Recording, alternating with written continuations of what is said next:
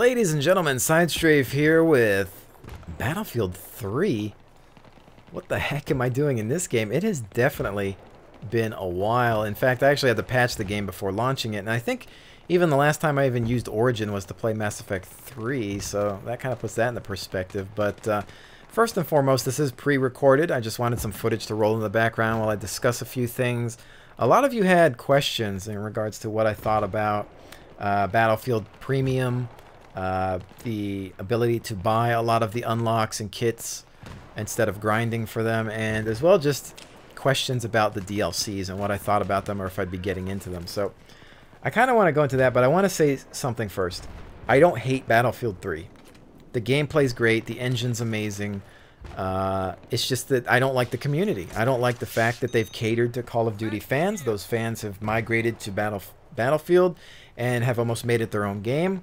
The server operators outnumber those that want hardcore modes. There was only 3 hardcore servers running today. 2 of them were 24/7 Metro. This one was on a rotation, but it, of course, ended up giving me Metro anyway. There were very few other servers running hardcore in North America, at least. Everything else is running normal or 24/7 Metro. And so that's a problem. I think that that's because most of the players just want close quarter battle maps, and that half of them come from Call of Duty because I feel like Modern Warfare has failed them. So they're here now, and they make up the majority of the population of Earth, and therefore that means they run most of the servers. But when they run most of the servers, that means that I don't have a place to play, and that's why I don't play Battlefield anymore. So I don't hate the game, I just hate the community for the most part. I've never really liked EA, and DICE is an amazing developer. They're brilliant. They make some of the best engines on the planet. They're very creative. They're very smart. They're really good at what they do, but I think they have a gun to their head with EA. That's all I can say. So, you know, that's unfortunate. But I just wanted to kind of get that out because I know it sounds like I hate the game, but I don't. It's just you know what we need? We need Call of Duty to succeed. Unfortunately, I don't think Black Ops is going to succeed. It just looks like futuristic Modern Warfare. It's just the same old thing in the future. That's pretty much what it comes down to. So I don't want games to fail. I want them to be good. Like, if Call of Duty is good, then they will go play Call of Duty and they will leave my games alone. That's the way it kind of works. Thankfully, we have Arma 3. Bohemia Interactive is an independent developer. I pray that that game is awesome and that everybody leaves that game alone, and that Bohemia doesn't listen to the horrible Hollywood action shooter fans that just want that to turn into their own game too. All right, you've already taken Battlefield 3. You guys don't need anything more. Thank you very much. Leave me alone. Anyway, all kidding aside though, let's kind of talk about some of the things in regards to just content. So obviously Battlefield released the ability to buy the kits or the unlock packs and things like that, so that you could, let's say, take the medic and get all his weapons and gadgets and whatever and just have them. Or if you want all the vehicle unlocks, so you can just buy them with real currency. I think it's fine at this point in time. If they would have done that at the beginning of the launch, there'd be problems, because then it would be whoever has money could dominate with then you'd be a wallet warrior, or it'd be pay to win. That would be an issue. But now the game has been out for so long that at this point in time it's just to help new players catch up to the grinders. So no issues with that. Came out at a proper time. It's fine, and who cares? The DLCs. Close Quarters is obviously built for, like I said, the Call of Duty fans. Now they can have more to play than just Metro, and I think the problem is obviously that Close Quarters will saturate every single server on the planet for the most part, and we will barely ever see a normal Battlefield map again, at least until Armored Kill. But then Armored Kill will come out, and then it'll just slowly disappear as well, because look at what we have. We have Back to Karkin, right? Came out for free for most of us that already had the game or bought it or pre-order, whatever. And how many servers run Back to Karkin? Barely any. Not hardcore ones, at least. I didn't see any running it. There was no players on them. There's very, very few. The percentage of Karkin servers are very, very low. And those are the best fracking maps in this game, man. Those BF2 maps were the best maps, and that's all we wanted. You know, a lot of us would have been happy if they'd have just remade every BF2 map. Yeah. You know, if we could have gotten Battlefield 2, like, with modern graphics, this engine, oh, man, we would all be so happy. Like, the old school BF fans would just be kissing the ground that DICE walks on. That's all we ever really wanted. Just updated engine, and you know that was really it. But I guess that was too much to ask. So close quarters, like I said, I think it's just strictly for the Call of Duty market. They're literally catering to the needs and wants and demands of those types of players. Armored Kill tries to like smoothen out the relations with the old community, which is me and a bunch of you guys and others.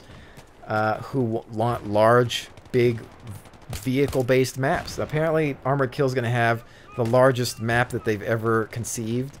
I don't know if it's only one or more maps. I hope it's more than just one map, because that's going to get, you know, that can get stale pretty quick. But, I mean, even the Karkin maps, they're probably some of the biggest maps, and you can play them hours upon hours just because each battle ends up being a different situation. Which is why, you know, close quarter maps kind of get dull after a while. It's just always the same garbage, the same linear crap over and over again. So Armored Kill will be, you know, it'll come out and people will play it and there'll be some servers with it, but then you'll just get, it'll just get like, oh, okay, Armored Kill, bye. Because Karkin came, everybody was playing it, and then it disappeared. And it was back to Metro 24/7. I have the same hunch on Armored Kill. Then there's Aftermath and Endgame, where they've released no information at all about them. You just have box covers. Endgame supposes like we've introduced, you know, dirt bikes or something. Like, okay, great, I guess. I mean, like, I don't know how they intend to excite people. I don't know what the heck they're talking about with that one, but yeah, I'm not so sure about those two. They might be just there to try to get people to buy this premium thing, which obviously is the next thing to talk about. So, Battlefield Premium, what is it? Obviously, Call of Duty Elite exists and met pretty great success. And I think EA, even though in the beginning they're like, oh, we're not going to do that, we're going to do it. And it's like they've changed their mind all of a sudden because, oh, now it's a great idea because you actually get a lot of money out of that. Yeah. But they obviously didn't want to copy in the beginning. However, this does say this is a one-time fee of $49.99 and it's not a subscription. Whereas Call of Duty Elite's a subscription. I think that's a, what is it, 70-something a year subscription? This says $49.99, no subscription, and you get all 5 DLCs. That counts Karkin, so it's 4 for most people. Each DLC is valued at $15 a piece, which is accurate, because Battlefield Vietnam for Bad Company 2 was about $14.99, I think. And you got a lot of value out of that. So if those are any indication, like Karkin is worth $15. It really is $14.99. So I would agree, as long as these DLCs maintain that type of quality and amount of content. So that grand total would normally be $75 for all the DLCs. However, they're giving it to you for $49.99, which in itself, 50 bucks, one-time fee, all the DLCs coming out. Plus, I think you get to play them 2 weeks in advance or something. I don't know. Obviously, PS3 has a head start on most of the stuff. I think they're even playing close quarters as we speak, so hate that kind of stuff. But so you get DLCs, and there's these other things here. With the premium, you get a stat reset feature. You get to save up to 5 of your favorite battle reports. What is that? Increased platoon emblem layers, 10 plus unique platoon emblem decals. Those things sound kind of stupid. Why would you want to reset your stats? I mean, I'm not sure what that is. Is that like resetting your unlocks or something? Because I'm not sure. I don't know. That's kind of confusing. But I don't think that is worth any amount of money, really. Who cares about unique platoon emblem decals, layers, battle reports? Okay, whatever. But then there's exclusive content like unique in-game knife. I don't know if that knife is more powerful or something. I'm not sure. I think it knifes people faster. Who knows? Unique in-game dog tags. 10 plus unique soldier camos. Unique weapon camos. 5 plus unique assignments. exclusive double XP events, exclusive videos, guides, and server queue priority. I would say the server queue priority sounds cool, but if everybody has premium, then it's not going to matter. Let's face it, most Battlefield fans are going to buy premium. It's a good deal to just get the DLC. So if you have premium and everybody has server queue priority, it's no different than what we have today, even if you don't have it. It's only, it only kicks the people that really, I guess, have trouble getting into servers. If you don't have premium, you're going to be at the bottom of the line, but you usually get them quickly. Anyway, it's not that big of a deal. It kind of is, but it kind of isn't. So those extra things, maybe if you're into the camos, I usually am into things like that. I love cosmetic stuff in games. So the camos is cool. I'm not sure. Unique assignments, maybe. Maybe that gets you some different unlocks. Double XP events. Sure, I guess.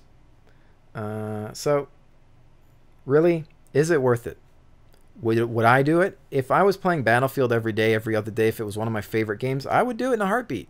Because the $49.99 for all the DLCs and early access to them and some of the other benefits, if it's a one-time fee and you get all that for if this isn't false advertising, yeah, I recommend it to you guys. Totally worth it. Now, why not? It's not a subscription. I don't think that's what it says. It's not. So, if it was a thing where it's like, oh, you have to, it's $50 a year, and these expansions might come out over the course of 2 years, meaning you'd have to pay twice, then that would be kind of sketchy. But since it's just whatever, then I think it'll be fine. But you have to keep in mind that they probably will release extra content the next year so that they continue to get, I don't know, they might try to get another 50 out of you somewhere along the line. So there is that. So look over the list. You can go to battlefield.com or just search for Battlefield Premium Service or whatever in Google and find I'll just have it in the links below in the description. You can check it out, and it'll have a listing of what it includes, and you can decide whether that's worth it or not. But I think it is if you're just into the game. But if you barely play the game like me, you like touch it once in a while, I don't know, because Arma 3 is coming out this summer, PlanetSide 2 is in the works, MechWarrior Online this summer. There's so many. I mean, Arma 3 alone is just, I mean, for realistic people, the hardcore people, yeah. I mean, it's gonna be all about the Arma for us, hopefully. The only thing I pray for is that there's a better kind of matchmaking or setup for team adversarial type games, because right now it's just obviously not easier. I'd be having a lot more content. But anyways, ladies and gentlemen, I think that for the most part covers everything I wanted to say about Battlefield. There's of course always much more. Who knows, I might cover it in a later rant and rave type video. But again, thank you so much for joining me, and I will definitely see you on the next one.